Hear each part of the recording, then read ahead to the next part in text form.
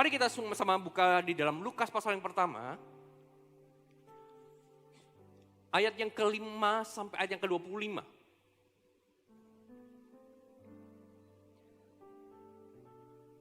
Lukas pasal yang pertama ayat yang ke-5 sampai ayat yang ke-25. Pemberitahuan tentang kelahiran Yohanes Pembaptis. Tuhan itu kalau buat rencana tidak pernah dadakan. Enggak pernah mendadak. Selalu jauh-jauh. Dan ini yang luar biasa. Tuhan kalau mau buat planning, selalu dia beritahu kepada kita apa yang dia mau lakukan.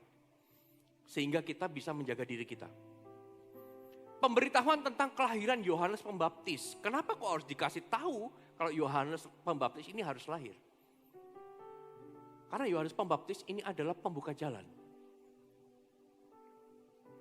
Pada zaman Herodes, ayat 5, Raja Yudea, adalah seorang imam yang bernama Sakaria dari rombongan Abia.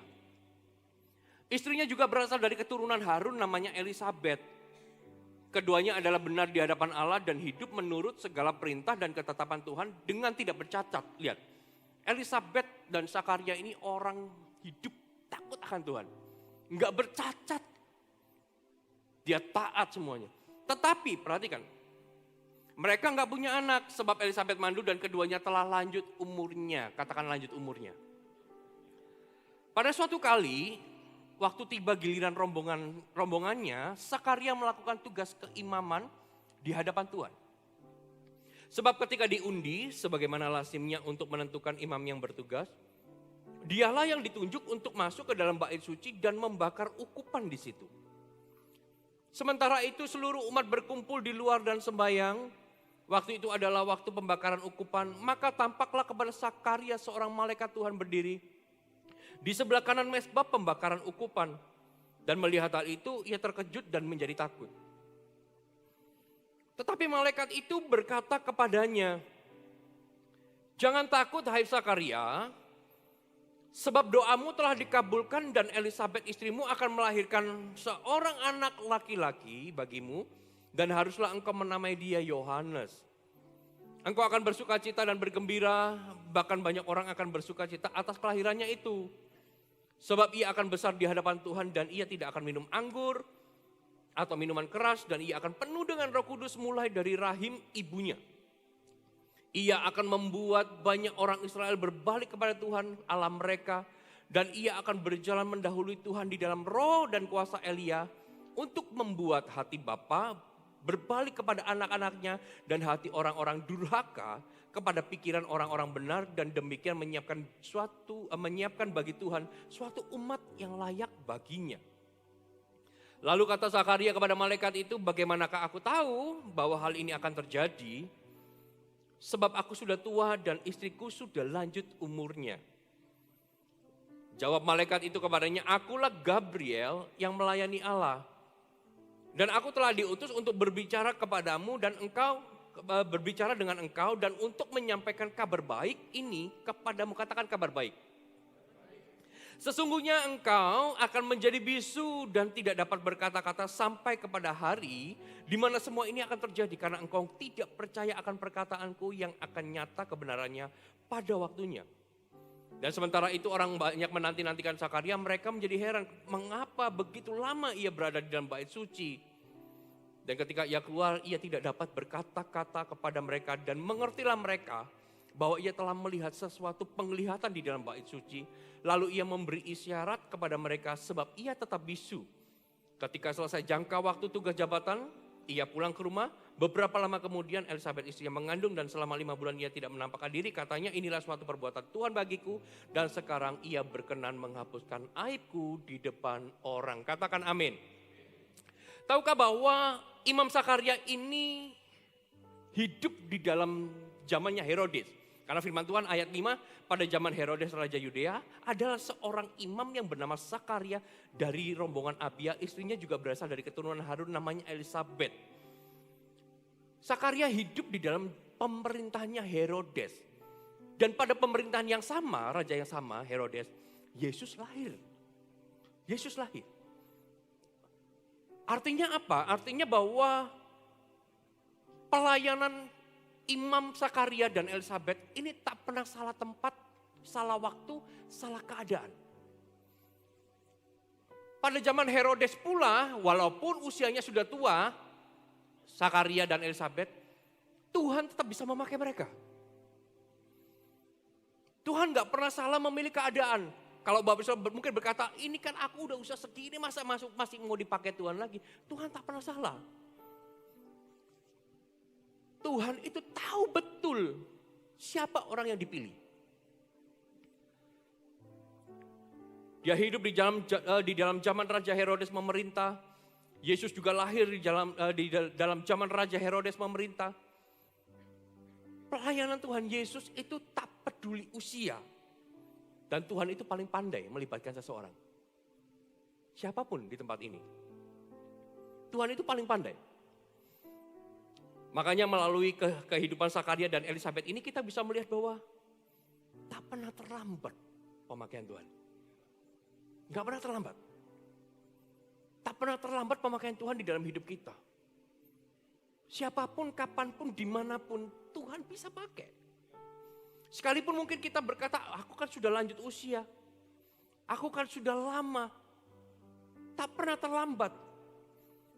Sakaria dan Elizabeth mengira sudah terlambat untuk memiliki keturunan, nyatanya tak pernah terlambat. Aku sudah melakukan ini sepanjang hidupku dan tidak pernah berbuah, tidak bisa punya anak, tetapi justru di usia tua Tuhan pakai luar biasa. Sakaria dan Elizabeth bisa melahirkan Yohanes. Makanya di dalam perubahan Tuhan selalu akan membuat kita ini berbuah. Natal selalu membuat kita jauh lebih baik. Kalau kita mengira bahwa Tuhan hidup gue begini, salah. The greatest Christmas karena setiap tahun itu akan menjadi Natal terbaik di dalam hidup kita. Mudah buat Tuhan bekerja di dalam hidup kita, membuat kita berbuah. Tapi pertanyaannya adalah, maukah kita membayar harganya? Mudah. Tuhan mau memakai kita, mudah banget. Tapi mau nggak kita ini membayar harganya? Ada pesan Natal dari kehidupan Sakaria dan Elizabeth. Coba kita lihat ayat yang ke-6. Keduanya adalah benar di hadapan Allah dan hidup menurut segala perintah dan ketetapan Tuhan dengan tidak bercacat. Perhatikan. Tetapi mereka tidak punya anak. Ada momen perbuatan baik hidup benar di hadapan Tuhan belum lengkap tanpa visi Allah yang kita kerjakan. Aku sudah melayani Tuhan, aku udah hidup benar, aku udah hidup kudus, gak cukup. Buktinya apa? Sakaria sudah lakukan itu semua. Dia hidup gak bercacat di hadapan Allah, tapi tetap dia gak punya anak. Tetap dia gak punya anak. Hidup kita kalau belum mengerjakan visi Allah, kehendak Allah, itu belum lengkap. Sekalipun kita udah bicara bahwa aku kan sudah baik. Yes.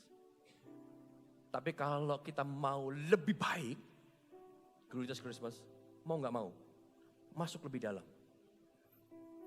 Masuk lebih dalam. Banyak orang cukup nyaman dengan hidupnya, baik, hidupnya udah baik, berhenti sudah sebatas, aku sudah melayani Tuhan. Padahal ada hal yang lebih yang Tuhan mau kita masuk lebih dalam.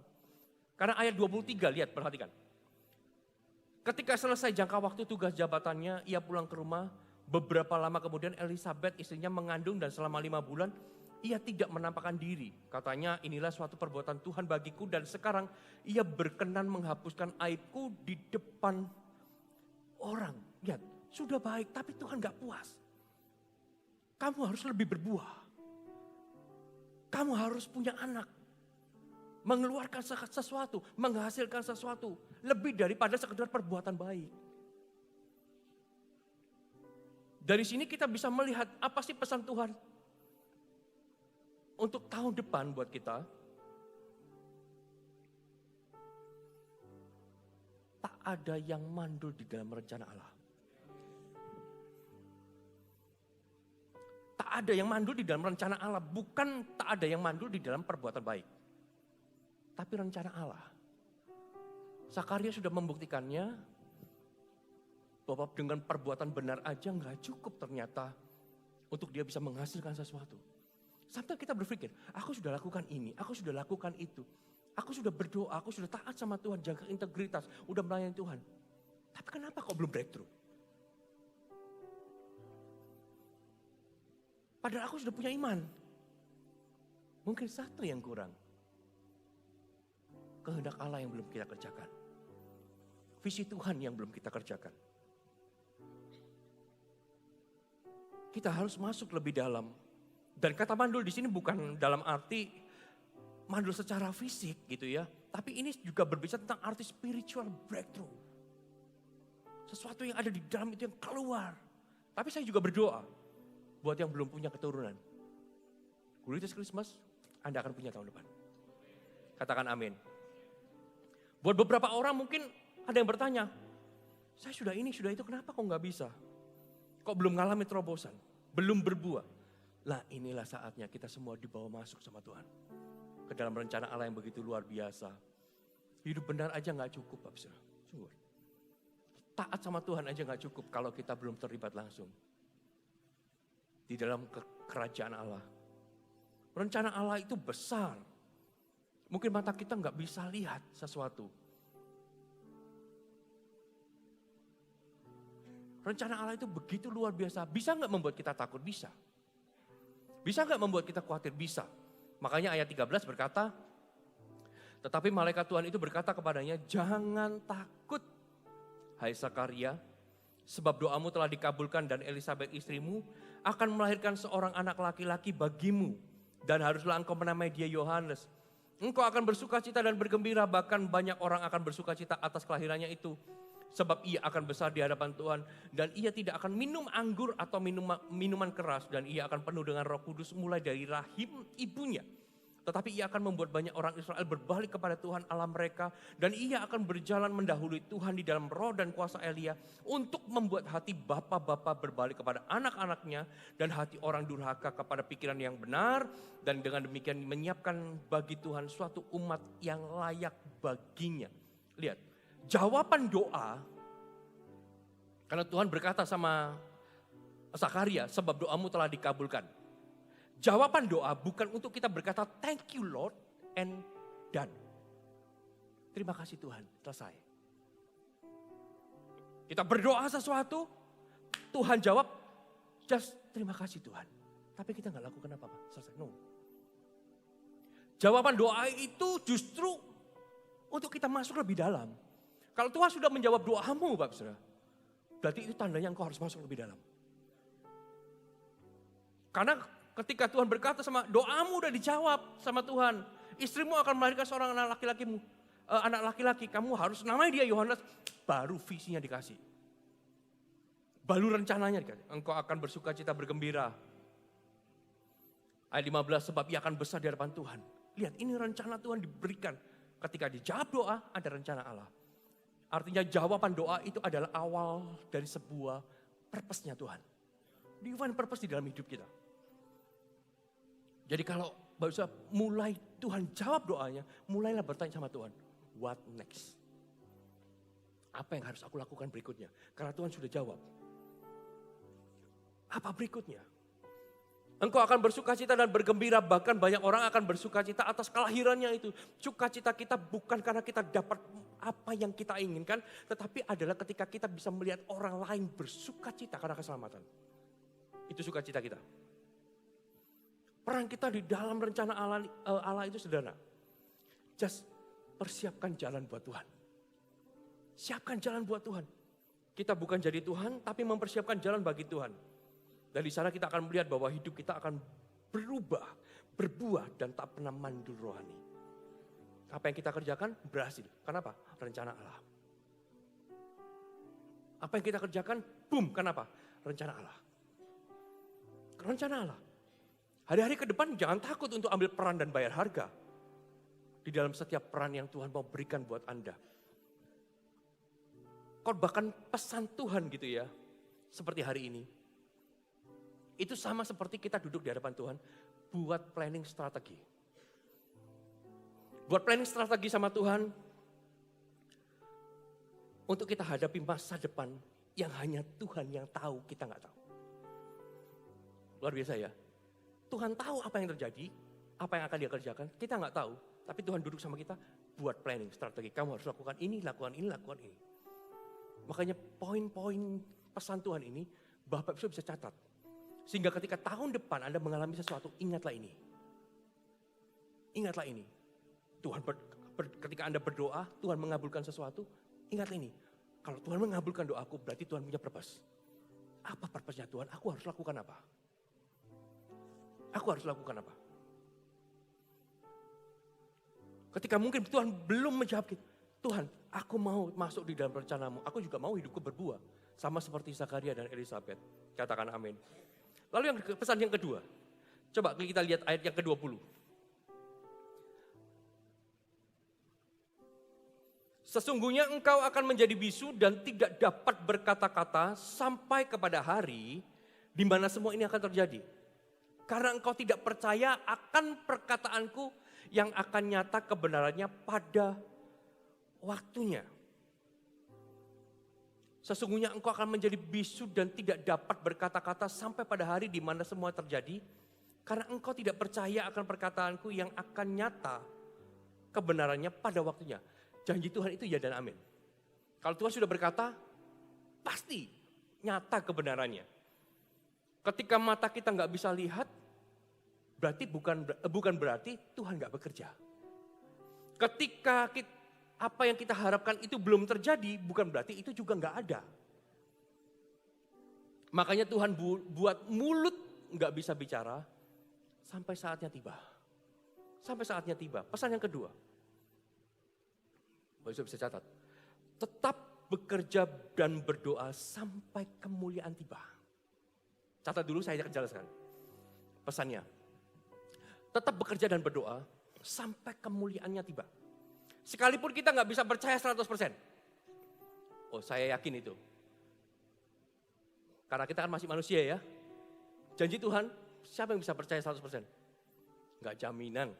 Hamba Tuhan pun kadang juga nggak jaminan 100% percaya kok. Tapi firman Tuhan jelas. Sekalipun kita nggak bisa percaya 100% dalam rencana Allah, tetaplah tinggal di sana. Tetap lakukan dan tetap berdoa. Sekalipun Zakaria ini nggak bisa percaya 100%, masa sih sudah tua? Ya sudah, kamu tak buat bisu sampai nanti. Karena apa? Karena kamu nggak percaya. Loh, ini orang taat loh ya. Ini orang yang sudah nggak bercacat, tapi nggak bisa 100% percaya. Kita pun juga gitu, nggak bisa 100% percaya. Tapi tetap sekalipun nggak bisa 100% percaya, Tuhan berkata, tak buat diam sampai waktunya tiba. Sampai kebenarannya tiba. Tetap kebenaran akan datang kok. Tapi dibuat diam, untuk kita itu bekerja, nggak banyak bicara, berdoa. Menanti sesuatu kapan ini terjadi, berdoa. Lakukan sesuatu, terus lakukan, terus setia. Banyak orang berkata, masa iya sih rencana Tuhan kayak gini? Masa iya sih? Sekalipun kita nggak bisa, udah stay di situ. Tetap lakukan sesuatu. Tetap berdoa, tetap berpengharapan. Tahun depan apapun yang terjadi, perubahan apapun yang terjadi. Keadaan yang mungkin berubah. Segala sesuatu yang mungkin berubah. Tetaplah kerjakan kehendak Allah, jangan berhenti. Sampai engkau bisa melihat kemuliaannya.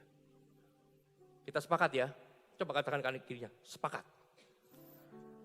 Sekali lagi kurang antusias, sekali lagi kanan kirinya, sepakat ya. Dan ini yang menarik, coba ayat 23, dikatakan begini. Ketika selesai jangka waktu tugas jabatannya, katakan selesai. Ia pulang ke rumah, beberapa lama kemudian Elisabeth istrinya mengandung. Lihat. Ketika kita menyelesaikan bagian kita, kemuliaannya baru nyata. Ada bagian yang memang harus kita selesaikan dulu. Kita nggak bisa quit. Kita nggak bisa selesai. Kita harus menyelesaikan bagian ministry kita, baru kita bisa lihat itu terjadi. Selama kita nggak menyelesaikan peran kita, maka nggak akan pernah bisa melihat apa yang mau Tuhan kerjakan.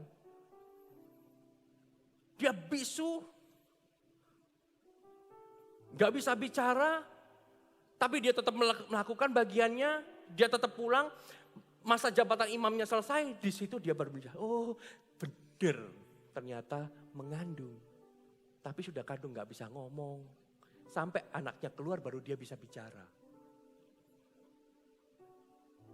Kita harus selesaikan ministry kita, bagian kita. Semua orang punya peran di dalam rencana Allah. Setiap kita satu persatu punya peran. Dan peran kita semua penting. Kita juga mesti ingat seperti apa yang sudah pernah saya katakan Bapak Saudara. Bahwa finish dari rencana Allah, goal dari rencana Allah, beda dengan finish dari perlombaan lari maraton. Perlombaan lari maraton jelas 42 km. Kita bisa mencapainya dengan jalan kaki mungkin 5 jam, 4 jam jalan kaki. Tapi rencana Allah nggak bisa. Kita lihat kapan sampainya. Kapan finishnya? Sampai kita melewatinya. Dan ternyata, oh aku sudah finish. Baru bisa kelihatan. Sakaria pun juga sama. Kapan Tuhan?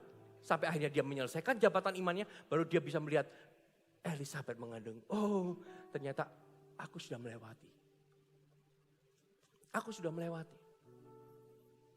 Tetap bekerja, tetap berdoa, sampai kemuliaan tiba.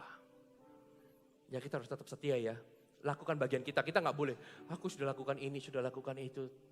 Tapi tetap gak ada hasilnya, ya sudah aku berhenti. No. Jangan berhenti.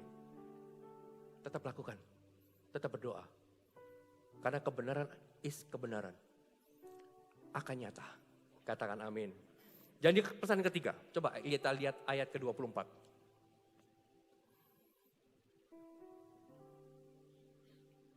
Beberapa lama kemudian, Elisabeth istrinya mengandung dan selama 5 bulan ia tidak menampakkan diri.